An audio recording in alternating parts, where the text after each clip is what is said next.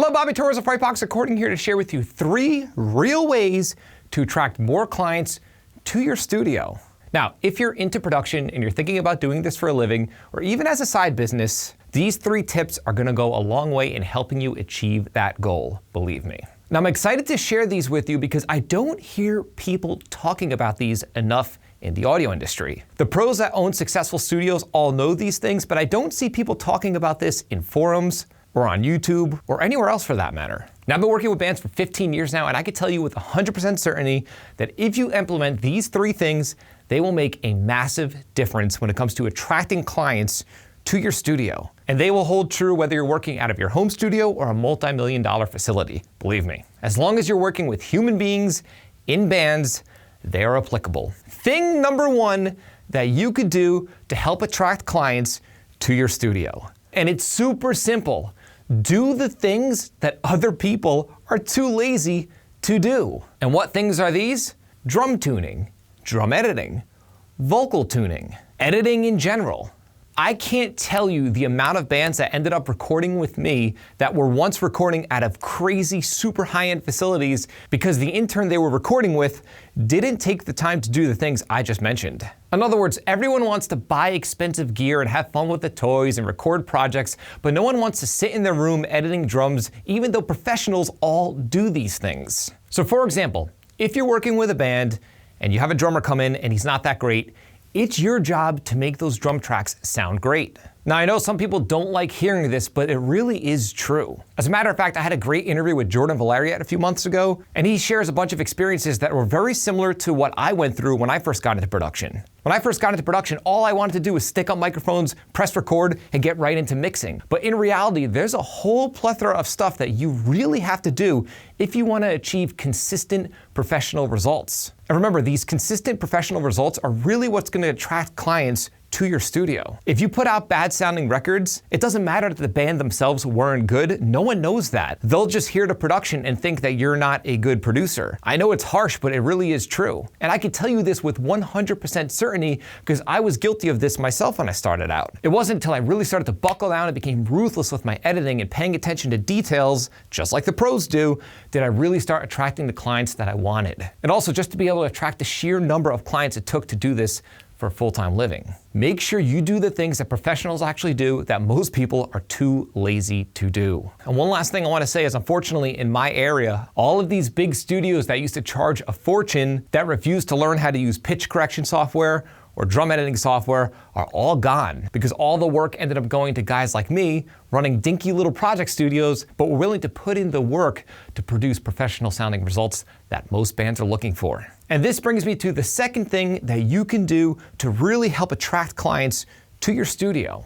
Under-promise and over-deliver.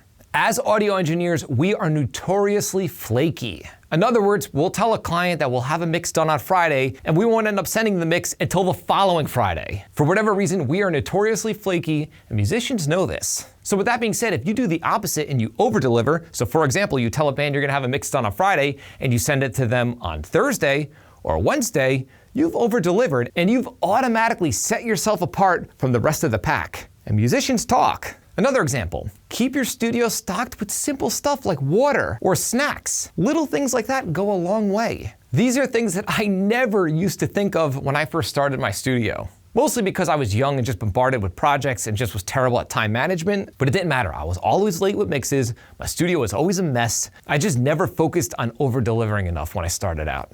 And I'll tell you, when I switched over, it made a massive, massive difference, just like number 1 did. So remember, if you want to be successful in your studio and you want to attract more clients, under-promise and over-deliver. And this brings me to the 3rd way that you can attract more clients to your studio. Now this one's gonna be a little tough, especially if you're just starting out and you haven't worked on a lot of projects yet, but I'll share it with you anyway. And it's the idea that you should really only focus on bands that you wanna work with and try not to say yes to every project that comes your way. Now this might seem counterproductive, especially if you're not working with a lot of clients, but let me explain exactly why this works. When you work with better bands or talented bands or bands that just have their stuff together, not only will you have an easier time dialing in a better sounding production, even if you just started out with recording, but better bands hang out with other good bands. And the opposite is true when you're working with really unprofessional bands that don't have their together. they're generally hanging around bands that aren't that great. I know this might sound harsh, but I'm just shooting it straight with you here, and this is what I've learned through 15 years of doing this.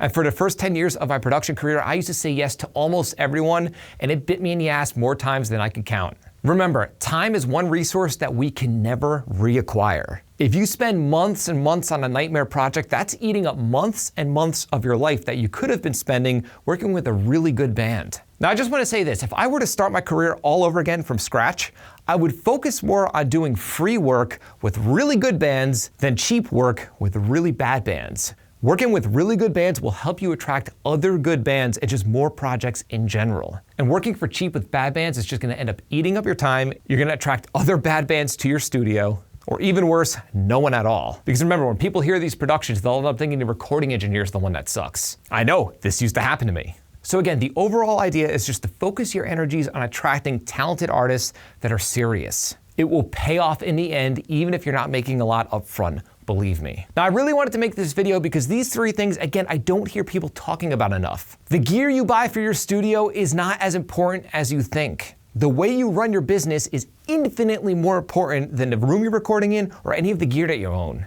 I run a full-time recording studio that's constantly booked up even throughout a pandemic, and it's nothing more than a glorified project studio. And the reason why I'm able to pull this off is because I focus on results, I don't cut corners, and I pay close attention to how I run my business. So learn from my mistakes and get right to attracting clients to your studio.